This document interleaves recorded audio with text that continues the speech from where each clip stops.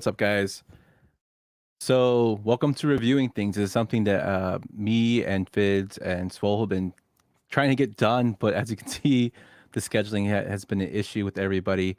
Fids is supposed to be here with me, but he's kind of running late, so I'm just going to kick us off, and hopefully he joins us.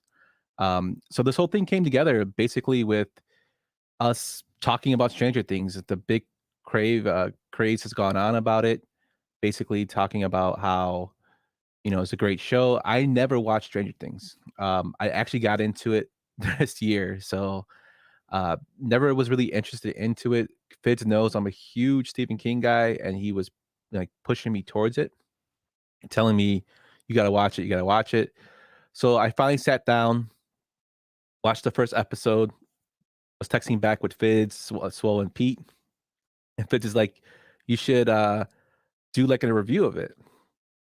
I'm like, I don't know. He's like, "Do a review of it." So I'm like, all right, so I'll do the first season. And then the first season, second turned into the second season. And then the second season turned into the third, and so on. So I actually finished the whole series all the way through with my wife on Thursday. We finished it all. We finally saw the last episode, which is 2 hours long, mind you, which is ridiculous. But we finally got to see that. So I figured today we go over the first two seasons just for a quick show, just to see how this goes. We're trying things out differently. Usually we have our pod usually recorded. Try to do it live today, and then these podcasts, well, these videos are just going to be live. They're not going to be on our feed. So if you want to check them out for later, you can check them out. But let's get into it. So what really stuck out to me about the first episode or the start of this season, that the whole storyline is the disappearance of Will. I really do like the way they introduced the characters as dorks, basically playing, Dungeons and Dragons, which was a big thing in the 80s and still a big thing today. Them playing it. You kind of see how Will is kind of like a character that's kind of like he doesn't like to lie. He actually tells Mike that he was killed by the Demigorgon. And as they ride home on their bikes, they go by Hawkins' lab to where Will sees somebody standing in the street and crashes. And we see the first appearance of the Demigorgon. This part right here is pretty like a lot of similarities to horror movies in terms of like Stephen King, the fogs, the character you can't really see it, the way the character is standing. There's a lot of similarities. That reminds me a lot of The Fog by Stephen King when the ghosts come through the fog and kill people. So I really enjoyed the actual like anticipation of this and the eventual disappearance of him as this thing is actually coming towards his house. He doesn't know what to do. He leaves his dog in there for some reason to fend for itself, and then runs to the shed and gets a shotgun, which I thought was pretty ballsy of a 10-year-old. And then basically, takes it out and he disappears. So then we eventually cut to, you know, the looking of Will. So this whole episode was setting up the disappearance of him and the aftermath of that. Um, and then, we're introduced to probably the biggest character or main character of the series, Elle. Her character development, it's ridiculously good for season one. We first meet Elle, she is trying to steal food from Benny's restaurant. And it kind of sucks. Spoiler if you haven't seen it, I'm sorry. But it kind of sucks when you see Benny die so soon because he was actually, you kind of got attached to a character a little bit there because he was so nice to her, giving her food. He tried calling social services for her to get her a family, get her situated, give her clothing. And then when she runs away from there, she meets up with Mike in the woods right by Hawkins, Mike and the gang. And eventually they go through the story arc of her of how, she is what she is. They show that she has telekinetic powers. They show her flashbacks crushing a Coke can. Yes, a Coke can. So, well, it wasn't a Pepsi can, which shows that Coke is better than Pepsi.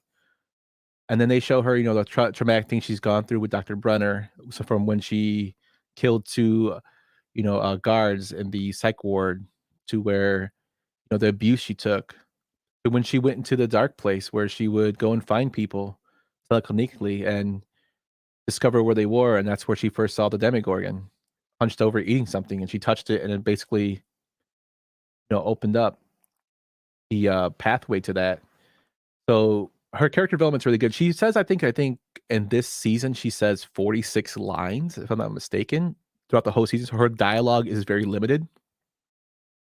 Kinda see, how she's kinda never been around real people in terms of outside of an institution setting.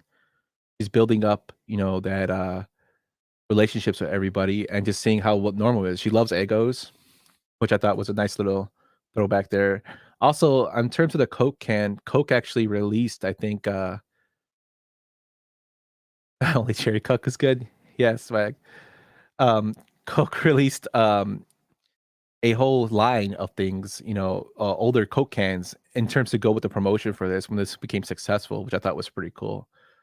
But yeah, Elle basically is a badass, has telepathy powers, but you see her struggles between who she is and if she's supposed to be belong with people and basically trusting people. She has an issue trusting adults, which I mean, who wouldn't in terms of, the abuse that she went through. It's a nice character build for her. And I really like how they did the arc of it in the first season, how she gets into it with Lucas. Lucas is very resentful to her. Um, of course, Dustin and Mike's in love with her. Basically, you could tell he has a crush on her. But just that whole dynamic of you have somebody that doesn't want a new person in the group, but they kind of grow on them and they accept them, and that's the whole development of her character. And she's probably their most powerful weapon against what happens later. And then we get into, the development of the 2 other main characters. So one thing about Stranger Things I noticed is that it does a lot of story arcs with other characters. There's so many characters, and as the series grows, there's so many characters throughout the series that they actually have, like, separate little side stories. I will call them, like, if you think of it like a RPG, a side quest. So they have different little, things, and they pull it all together in the end, which I think is done pretty well for the most part. Uh, with Joyce, who's played by Winona Ryder, I think does an excellent job. Winona Ryder kinda, she was, like, really big in the '80s, '90s, with, Beetlejuice, movies like that, Edward Scissorhands. She's huge with Tim Burton movies. Um, one of my favorite actresses back in the day. So it's kinda cool to see her back in this, David Harbour, I think was in Black Widow, another a good actor who plays Hopper, and you kinda see their dynamic. I thought Winona Ryder did an excellent job with the way she portrayed a parent that was freaking out that her kid was missing, as well as her son. The way she went through the process of believing he was still somewhere to where she had the issue with the phone when the phone was on, got electrocuted with, Jonathan, so that freaked her out to when she got the lights. The lights were ridiculous when you walk into her house and then there's lights everywhere and people are assuming she's crazy, and then she paints letters on her wall so that he can communicate through the, lights. So and then you hit the Hopper, who seems like a drunk.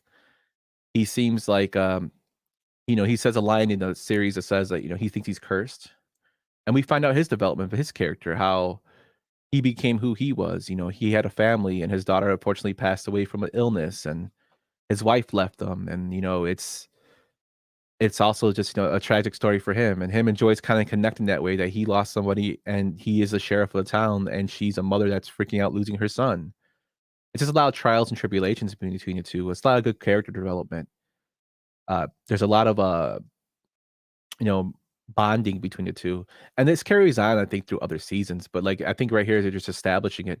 Hopper also has 2 deputies with him who are, one of them is really annoying, and the other one's just, they kinda just go along through the motions of everything. He's more of a serious cop in terms. The other 2 are just, just follow orders. But just the whole dynamic between these 2 I thought was done very well, and the whole side, splitting of the stories was done pretty well. And then we get oop, that's a bunch. Then we get to Nancy and Friends. Now, spoiler, I hated Steve. And after Steve, I think I texted Fids, yeah, Steve could get eaten. Really dislike Steve. He was kind of a pompous a-hole, and I think that's the kind of role they were going for.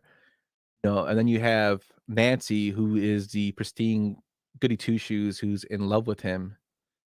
and you have Steve and his friend Tommy and his girlfriend, and Jonathan, Will's brother, who is kind of an outcast photographer. And all in the mix of this, you have Barb, who's Nancy's best friend. And for those who don't know, Barb eventually is one of the first victims that gets pulled into the Upside Down, which is what we'll go into next. But she's Nancy's best friend, and Nancy kind of like corrupts her a little bit to go to Steve's house for a party. Nancy and Steve go upstairs, and she basically tells Barb to go home, and that's when Barb is basically taken away due to her blood dripping into from a cut she received earlier, dripping into a swimming pool and attracting the Demogorgon. And there is, they don't really say what happens to Barb until maybe later in the season, but I mean, we can assume what happened to her. It's just horrible that she was just trying to cover her friend and be her friend, and Nancy's selfishness kind of like took that over. And Nancy kind of becomes a character like she goes, she likes Steve, and then she goes on to liking Jonathan. Her character development's not great either. Like, she's kind of very selfish in this season, I think. So it was, yeah, these two were not my favorite people. Like Steve, I think we'll talk about him a little bit more in season 2, but like in this season particularly, he shows out to be an a-hole for most of it, and then kind of redeems himself a little bit in the end, which I thought was, you know, a pretty decent writing job of writing and beautiful character arc of him. So what's the point of the season? So just trying to give an overview. I don't want to go too much into giving spoilers, but the whole point of the season is you have this thing called the Upside Down. Now, what the Upside Down is it's basically another dimension. And I think the teacher, Mr. Clark, explains it well. He says he uses a trampoline art, tightrope artist, basically saying there's a flea and a tightrope artist, and the tightrope artist on top can go forward and backward, and he only sees one side, forward and back, while a flea on the tightrope can go under, so he can see what's under there and around, so he can go around, forward, and back, showing that we have different dimensions. Upside Down is a reflection of that. So basically, a gate was opened in Hawkins' laboratory by Elle, we find out later, and this released a Demogorgon got released, which is a monster. Uh, Basically, what the Upside Down is, it's basically the different version of the town of Hawkins, but with all these vines and whatnot created through it, all these crazy aspects of radiation, like flakes you can see all around. And as you see in the bottom picture, everything's covered up with disgusting vines and creatures. This is where where Barb gets pulled into after the swimming pool. And swimming pool's empty, and she gets pulled in with the Demogorgon. Nancy actually has a chance to visit it when her and Jonathan are in the woods looking for the Demogorgon and Will, and they actually see it kill a deer and climb into a tree, which he goes into with the Demogorgon there. She eventually escapes, but that whole scene was actually shot pretty cool. So, like I said, this is another like area that the Hawkins laboratory is testing. They're sending people in there to get killed. They don't really understand it completely, but from what we can grab from this is that it's an opposite version of the town, or a different version of the town in an alternate universe.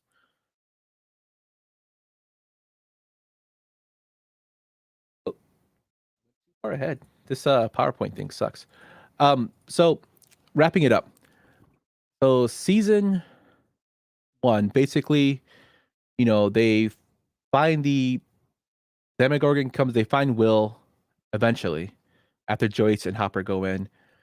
Elle shows off her powers by killing basically everyone, especially this lady in the left who was extremely annoying throughout the season. She worked for Hawkins' lab and Dr. Brenner, and she basically was killing people left and right.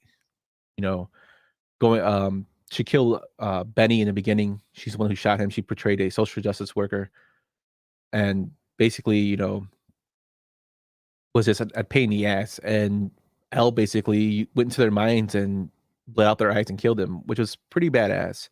As you can see, Barb did not make it.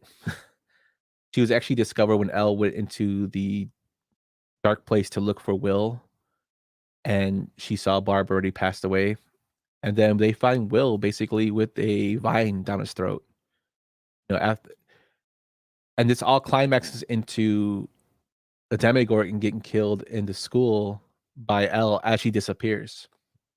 Now, one thing I want to touch on about what atmosphere this puts on, like I said, there's a lot of Stephen King references in here.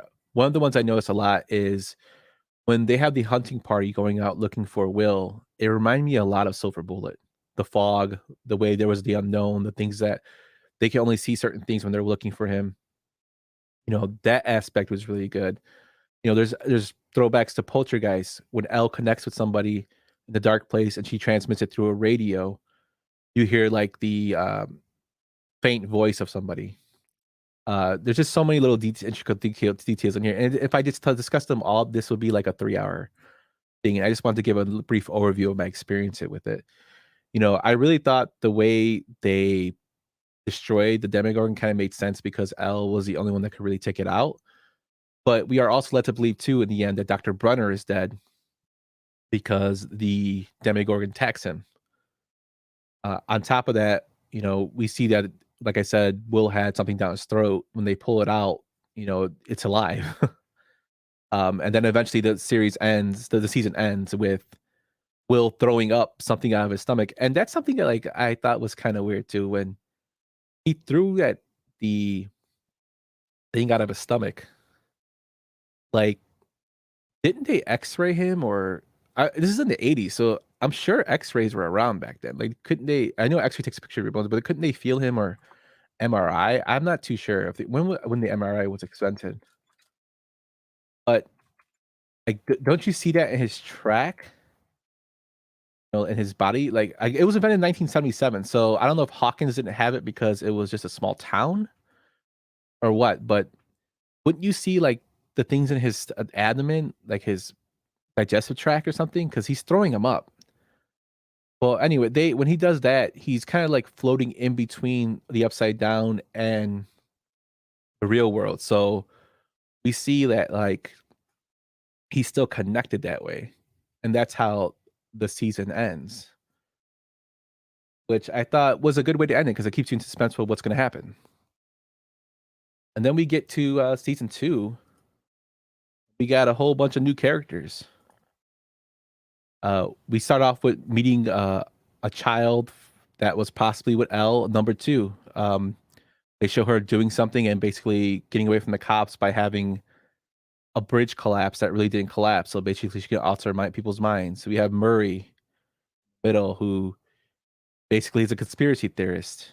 And then we have Billy and Mad Max, which are brother and sister, stepbrother and sister, who Billy is a complete asshole. Horrible 80s hair, by the way. He reminded me a lot of a failed rock singer like Vince Neil, like a really bad looking Vince Neil from the 80s. Well, Vince Neil now, but skinnier. And then we have Paul Reiser, which I thought was really cool, coming back from the Alien series and Mad About You, coming back as Dr. Owens, and Sean Astin coming as Bob. Bob is the love interest now of Joyce. So we kind of see that, Hop kind of had a thing for her. And I guess it's implied that he dated her in high school, but now she's with Bob. So it's like a whole plethora of characters introduced here. And then we find out, at the end of season 1, we assume Elle had died because she disappeared when she killed the Demogorgon. At the end of season 1, we also see him leave Egos.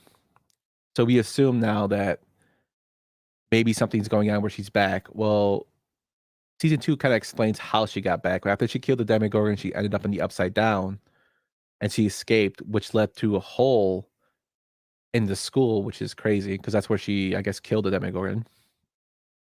She then comes out of there and runs around in the woods to where she hits some poor old guy for his coat. She knocks him out.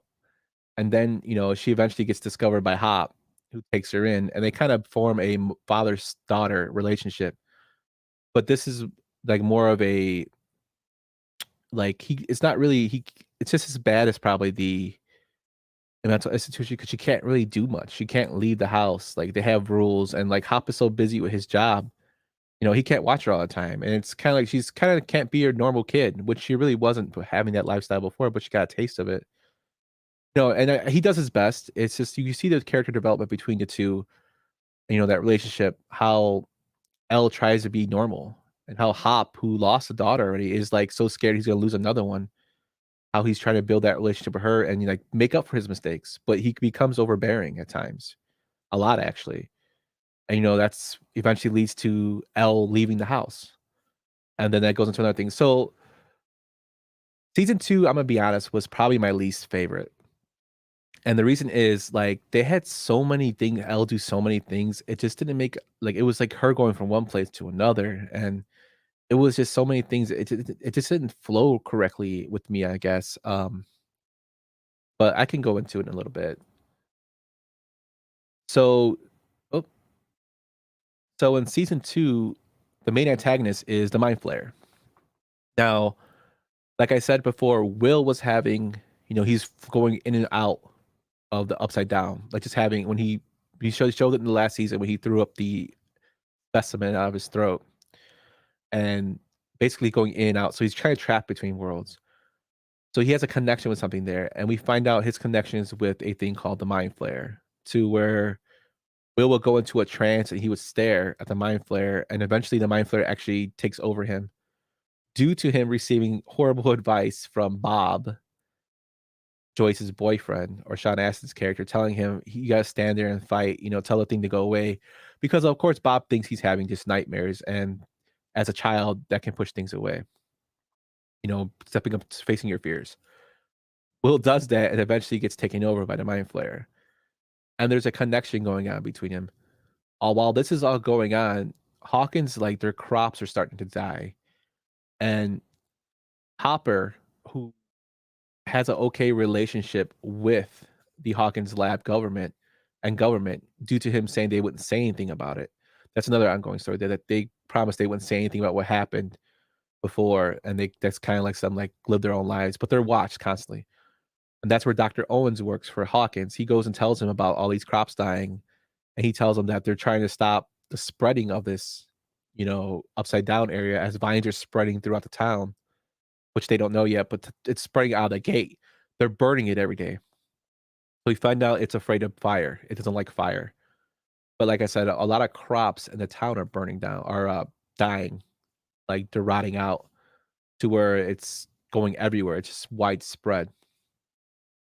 On top of this, we know that Will has a connection with the Mind Flayer to where he can kind of feel how the Mind Flayer feels, or the thoughts of the Mind Flayer. And this is a big component for what happens later in the seasons, as you kind of see that relationship with Will, kind of knowing what the Mind Flayer thinks in certain ways, where he's at, if he's close, certain ways like that, certain things like that. Uh, Will, this first of all, side note, Will has a horrible haircut. The bowl haircut needs to go, and I don't know who is the buyer's hair barber, but their hair is horrible. But Will, in this sense, is going to the doctor with his mom when he's having these flashbacks. He's seeing Dr. Owens, and the character contrast between the two of Dr. Owens, Dr. Brenner. Dr. Brenner was heartless and basically in it for his own means. He wanted to use the kids. They weren't even called names; they're called numbers. Dr. Owens tries to relentlessly tell them, "Hey, I'm not like that. That guy's gone. I'm here to clean everything up." And he generally does seem like he has, moral standards. He's telling Will, he's trying to see what the issues are with Will. He's really trying to help Will. And at the end, eventually this whole taking over by the body becomes a big, storyline in this story. This like season 2 is full of so many stories. It's just kind of ridiculous. It's kind of all over the place for me. And we get into new relationships in this. We have Max is introduced as a new member basically of the gang, even though that Mike's character is totally against her joining because he still misses Elle. He doesn't know Elle's alive yet or around, and basically pushing her out of the way. Lucas and Dustin are in love with her. Dustin especially, you know, Elle goes to see her mom.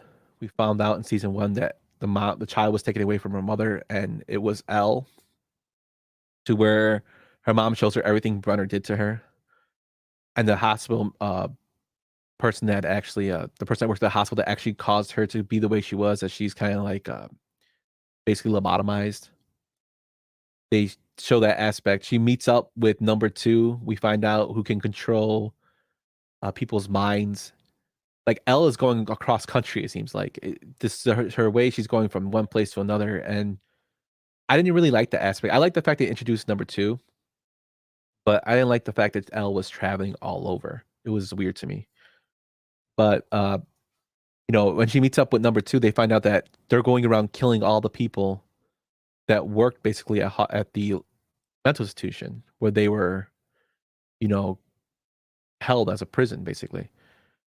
And they use Elle, they convince Elle, and they get her dressed up in all an 80s goth punk to find people, because she can find people through pictures. And they find one of the hospital workers that lobotomized her mom by basically shocking her, losing brain functionality. And Elf kind of feels bad about killing him. And he tells her Brunner's alive, which we don't know if he is or not. On top of all this going on, Dustin finds a mini Demogorgon he calls D'Artagnan. Like, there's just so much going on in this season. So when he finds D'Artagnan, he basically tells him, he takes care of him. He feeds him Three Musketeers, and he develops a relationship with him. Eventually, he escapes. He takes him to school, and they chase him there. And then, we find out that Dart and all other demigorgons are controlled by a hive mind, the hive mind being the mind flayer. So whatever he tells it to do, they do. And whatever he feels, they feel. So that's kind of shows a little relationship with Will and the mind flayer. But through all the relationships here, as besides Nancy's going over to Jonathan to Jonathan now and falling in love with him after she told Steve she loved him, the best, I think, storyline of this whole season was Steve. Like I said, I hate Steve in season one. He did redeem himself at the end after he got into a fight with Jonathan and they fought. He tried to make right, and then he eventually helped her and Nancy and Jonathan at Joyce's house fight the Demogorgon where they burned it. This season, he kind of becomes like a role model to Dustin, giving him tips on girls, kind of babysitting him, protecting him with his life, stuff like that. And I think that character arc is really nice for him. It's really good at writing in terms of him, because went from a character you kind of despise to a character you kind of like now. And to be honest, Steve is probably my favorite character throughout the whole series, which is kind of a turnaround from season one. But yeah, that was probably the best aspect I think of season two in terms of these character developments and whatnot. Mike, I thought, took a really back turn. He turns into kind of like a little jerk because he's so missing Elle, and the writers made him off like very unlikable. I don't know if you wanted to like him, but he's very unlikable in here. Another thing, I know I'm just rambling, but another thing I want to get to is a lot of the way relationships are written in here is set up for heartbreak. Steve and Nancy. Steve loves Nancy, and she leaves him for Jonathan. Dustin and Lucas fight for the love of Max, and basically Lucas wins and Dustin's heartbroken. Like, it's just like, it shows that if you're in love with a character or they're in love with each other, it's going to go the wrong way for them. So it's kind of like the writers are really good at writing, heartbreak in terms of the characters. But here is something we get extremely crazy. And what about Bob? So as I said, Bob, played by Sean Astin, is a character that is dating Joyce. Bob, has a nice little character arc to where he's building confidence with the boys. He's a good guy. I always thought he was kind of weird. I thought something bad. He did something bad, but I was wrong. But eventually, when they're in Hawkins, escaping Joyce and Hopper and Bob and the kids, because this is where Will is. Will is here. They're taking Will out because they're attacked by demogorgons. Bob eventually dies. So this is probably the biggest to date of the season's character killed. This is like the first big character that they killed, main character of the show. I would say main supporting character that had a lot to do with the arc of the season two. And was it traumatic? No, it was pretty crazy how he died though. They jacked him up pretty bad. Like they ate him, like a bunch of demogorgons ate him. So sorry for that spoiler, but yeah, Bob was gone. He was sushi. But this is like the precedent of how they're going to go and continuing. It looks like they're taking supporting characters and dying. So you kind of left wondering, well, who's next? I mean, you don't expect everybody to live, but it was kind of a shock when Bob died. So I want to touch on that for a second. And then we're going to close it out. So for this season, the main thing is closing the gate. Now the gate, they find out that Hawkins has been dealing with tunnels of vines. The vines are connected to the mind flayer. The mind flayer basically, like I said, is controlling Jonathan, who actually sets people up die in here due to the mind flayer, which is crazy. But there is a gate opening because Hawkins Labs has been going through these mines and finding out, there's still a gate there that the mind flayer is trying to get out and come into our world. And the only person to stop it, of course, is Elle. She goes down with Hopper into the mine shaft to close it out. And when she does, you can see the mind flayer trying to break through and she closes it out. But there's still a piece of the mind flayer in Will. The whole point of this is that we find out the mind flayer and everything else has a hive mind. So, like I said, everything that's connected to it feels what it feels pain. It could die. So you kill. It's like a virus. You kill the brain, you kill everything else. But if you cut it off from everything else, same thing. So Will is actually saved by them placing heat around him, basically heaters, and putting him by a fireplace to where he's sweating out. Because the mind flayer hates heat. Like I said, they hate fire. So he basically gets released there right in time for the gate to close to survive. And we find out that the mind flayer might be in our world now because it didn't actually go back into the gate. And with this ending, it leaves it opening for season 3 because you don't know what's going to happen then. But you see the kids kind of like growing up. You see Mike and 11 go to a school dance. See Dustin try to hit on girls and eventually dance with Nancy. You see the relationship between Nancy and Jonathan's now getting serious. So it's a decent way to end season 2, I guess. But like I said, this season by far was my least favorite.